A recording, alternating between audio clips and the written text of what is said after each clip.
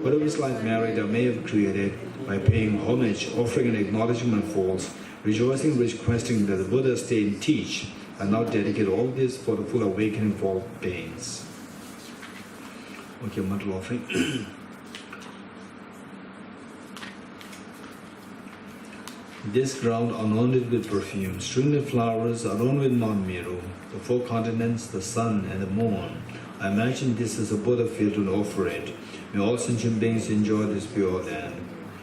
O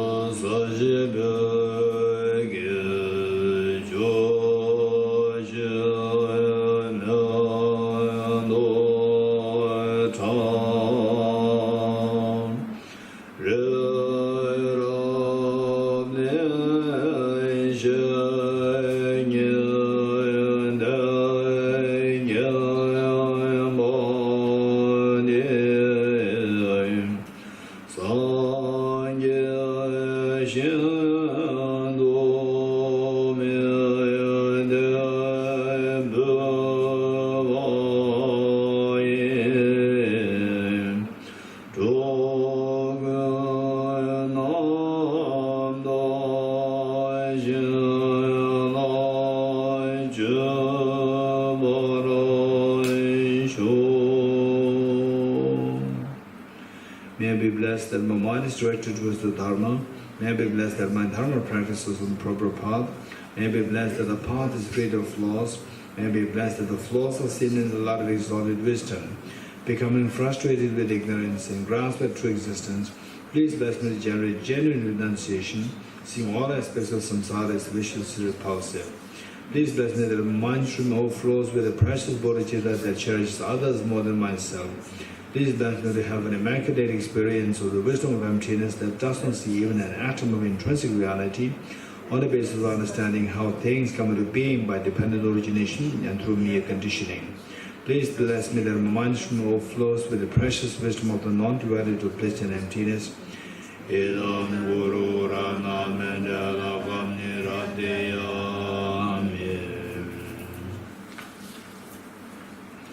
Foundation of all good qualities.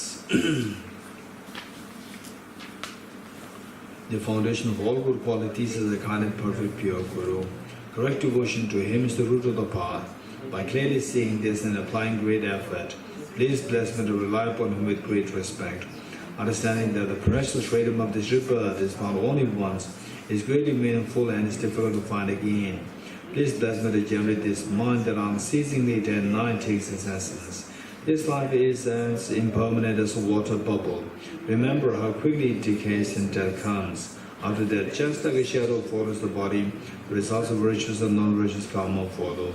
Finding firm and definite conviction in this, please bless me always to be careful, to abandon even the slightest negativity and accomplish all virtuous deeds. Samsaric splendors are unsatisfying and unreliable. Seeking them is the door to all suffering. Recognizing these shortcomings, please bless me to generate a strong wish for the bliss of liberation. Led by the spirit of thought, mindfulness, alertness, and great caution arise. The root of the teaching is keeping the Pratimoksha vows.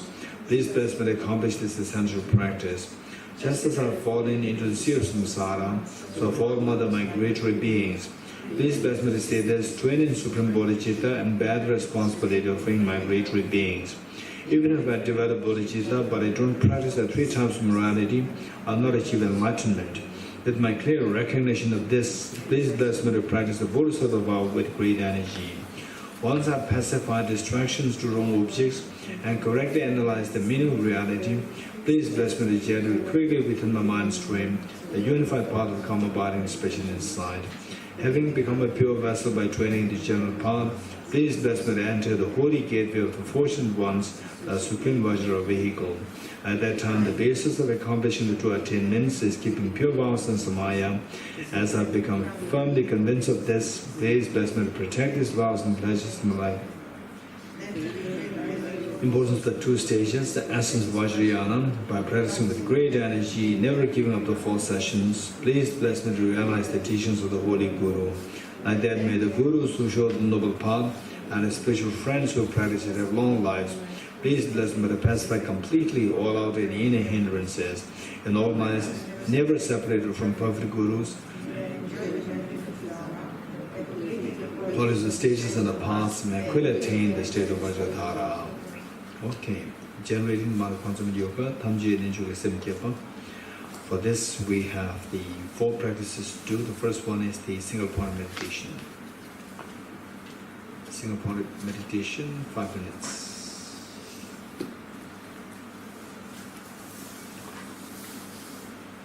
Okay, let me quickly remind you of the 4 points for the meditation. 4 points.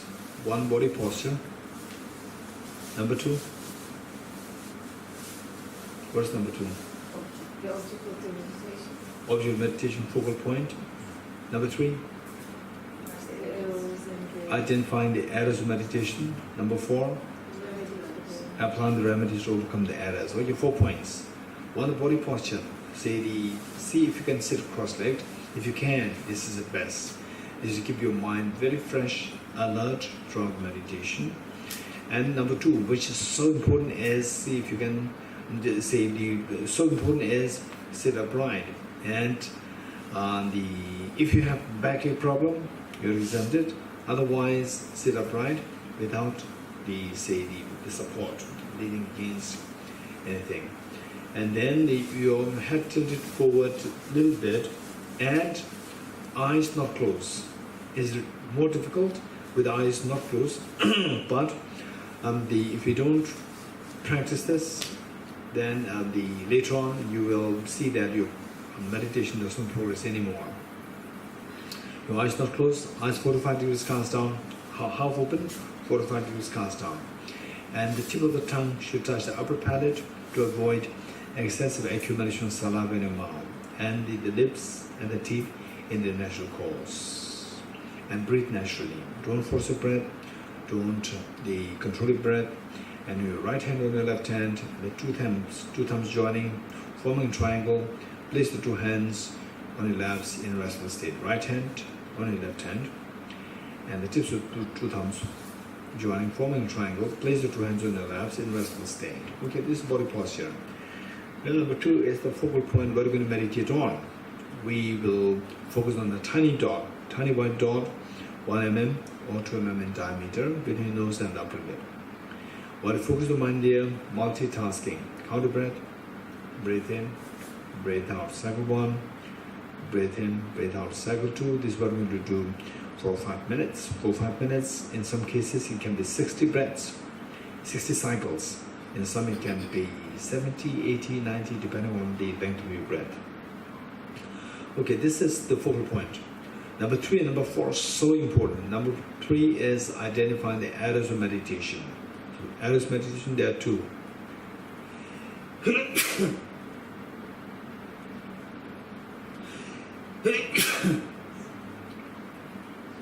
Errors of meditation, there are 2. Excitement and laxity. Excitement is when your mind becomes excited, when your mind becomes overactive and distracted, scattered here and there. And the other one is mental laxity, when your mind becomes heavy, lethargic, and your mind feels sleepy, sinking. These are the 2 the problems of your meditation. Should any of these 2 things happen, apply the remedies. Likewise, just as the errors, there are 2 remedies also twofold. One is introspection, and the other one is mindfulness. Introspection is keeping an eye on your own mind to see whether your mind is distracted, or the mind is in a lax state. Should you see that the mind is distracted or in a lax state, then the job of your mindfulness, job of your introspection is done. Next, the job of the mindfulness. With the help of the mindfulness, rule like mindfulness, bring the mind back to the intended object of meditation. Okay, this is what we're going to do. 5 minutes, ready?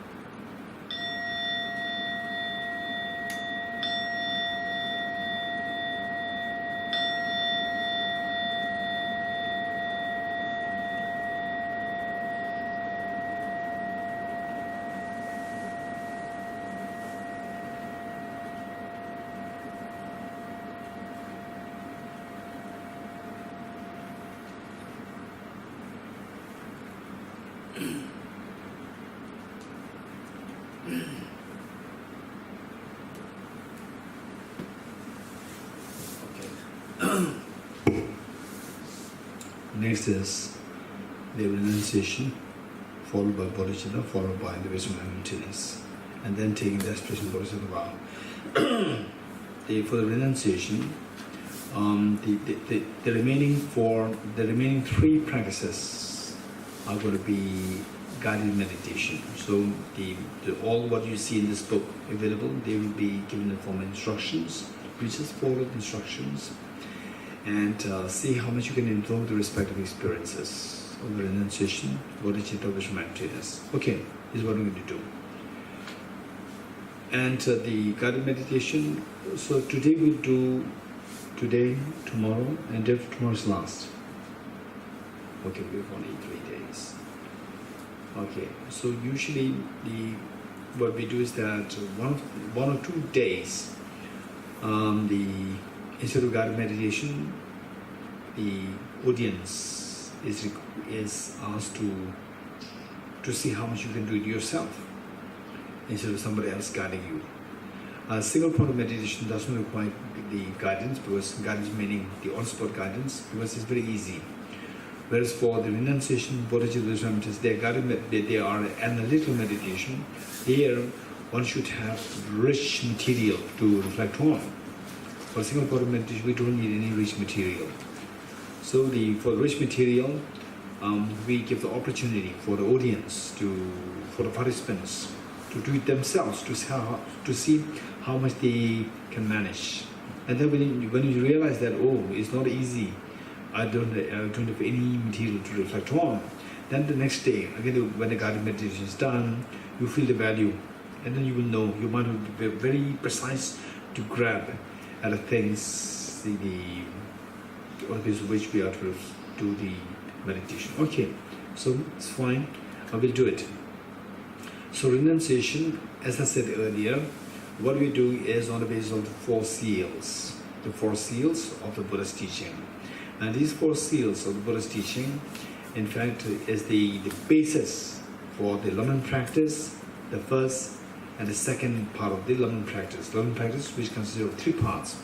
The practice for meant for the small scope, meant for the middle scope, and meant for the great scope. Okay, so the first 2, the small and the great scope teachings, are all encompassed in the 4 seals. Okay, so with this we're going to do the 4 seals as a part of renunciation. Okay, ready?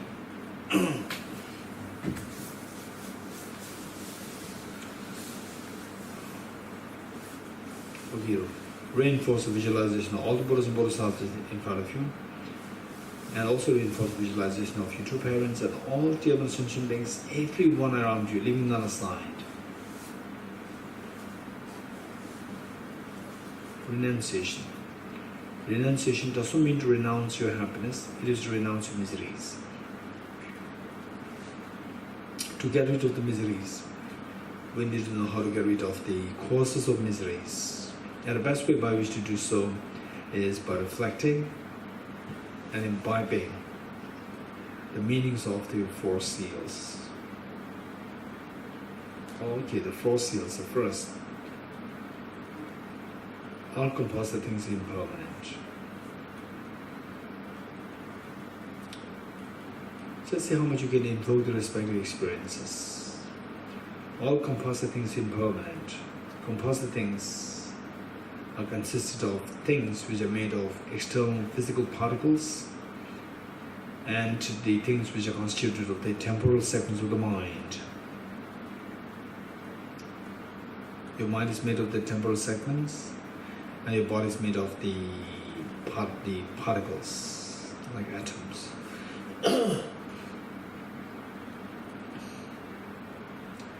And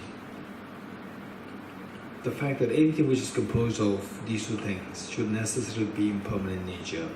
And this impermanence is of 2 kinds, gross and subtle. Gross impermanence, which is defined as discontinuation of a continuum of an object, such as the beautiful, the day 1 of our coming here yesterday. So that's what is gone now. The continuation of that ceased. Likewise, there are many people in your life who have been so close to you and now no more with us.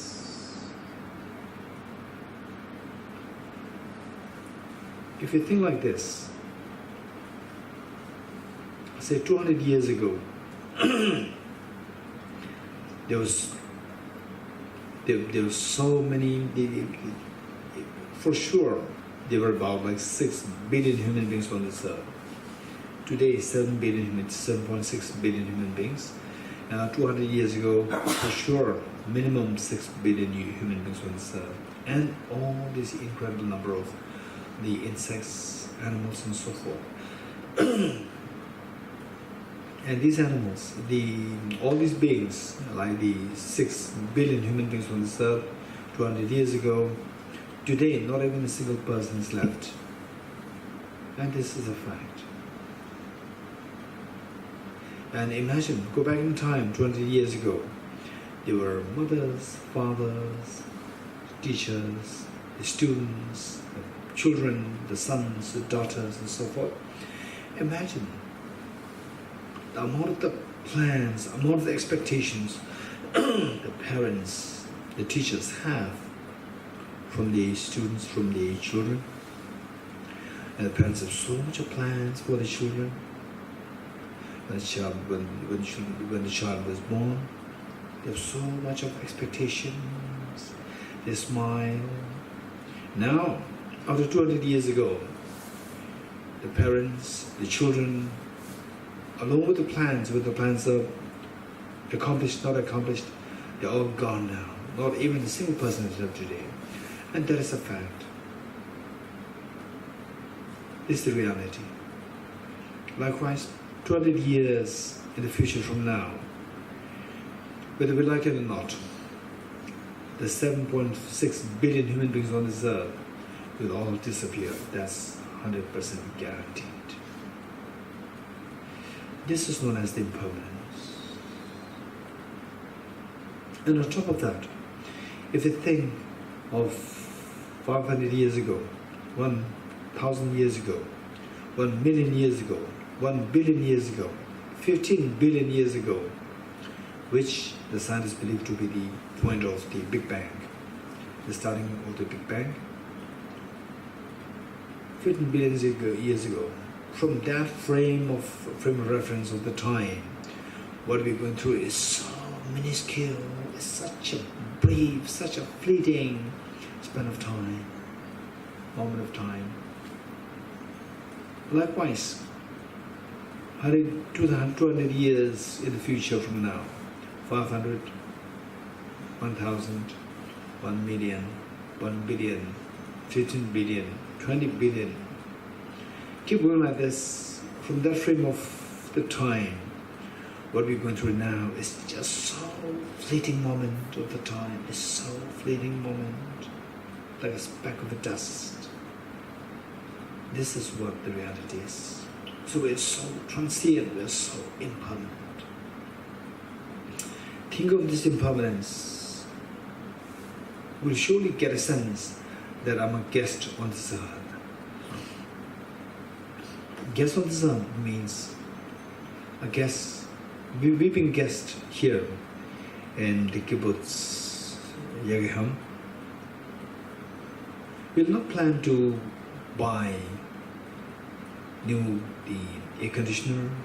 We'll not plan to buy, say, anything which is solid and very expensive and will take time, which takes time. We'll never buy these things because we know that if we guess in 3 days' time we'll have to leave.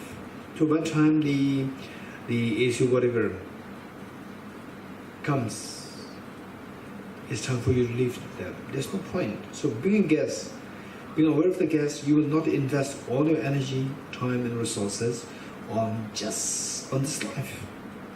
Of course, we are to make use of this life meaningfully, but the excessive attention, excessive obsession to the self, to this life, will be cut down because it's a very fleeting moment. Okay, then the time, energies, the energy and resources that you have, you will, of course, will think of using them for the benefit of the future lives, so that you can undertake this journey, Gadi Gadi, Paragadi, Parasamadi Buddhist Swaha, to make your life very meaningful, make the journey very meaningful towards the perfect awakening of your Buddha nature, so that you will least be affected by external factors, and that you achieve the true enlightenment. You become like a sun to illuminate every atom of the universe, to illuminate every mind of sentient beings, and thus helping them, and you not being affected by any external factors, and not only that you are not affected, you are able to benefit all sentient beings. This is amazing. But the fact that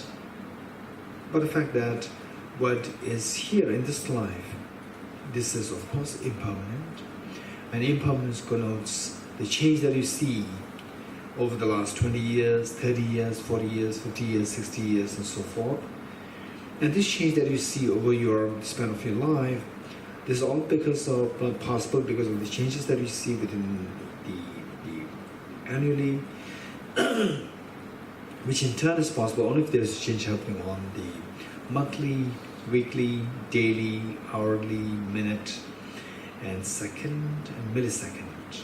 Only if the changes are happening on the millisecond, then the changes on the grosser levels can be visible. Okay, now, this is the fact that if all the composite things, how they go through impermanence, how they go through these changes, is the change that you see, minimum the change that you see on the millisecond level. How does the millisecond level, how does the millisecond move? It moves so fast. This is exactly how a body moves. Just hear the sound of this AC. So there you see that inside, within that, is not just one range of sound. We see that there is the impermanence. We can see from this. We can hear the impermanence of the sound. All the sounds are not the same. They are all different. This is exactly how a body is changing, how a mind is changing, and people around you are changing, and the place in which we stay, they are changing. This is how the whole universe is changing. It's so fast moving. When you really sense the subtle impermanence, it's very scary. Where is this impermanence taking me? Where is this subtle impermanence taking me to? Yes, of course, like a very fast moving train. Where does this train take you? Depends on the driver. If the driver is under influence of the kidnappers, the terrorists, no doubt this train will take us only to a slaughterhouse. Likewise, in that case, the driver of this very fast moving train like mind, the body, the self, the universe in which we live, is all driven by my mind. And this mind, unfortunately, this is under the influence of the two demons, the worst of the two contaminations, self-grasping, ignorant, self-centered attitude. As long as we are under the sway of the two kidnappers, two demons like the worst of the contaminations, self-grasping, self-centered attitude, it will only take us to miseries. This is what the Buddha indicated as all contaminated things are suffering nature. Suffering like what? Sickness, aging, death, tension, stress, anxiety, anguish, the pain of losing near and dear ones, and so forth, and not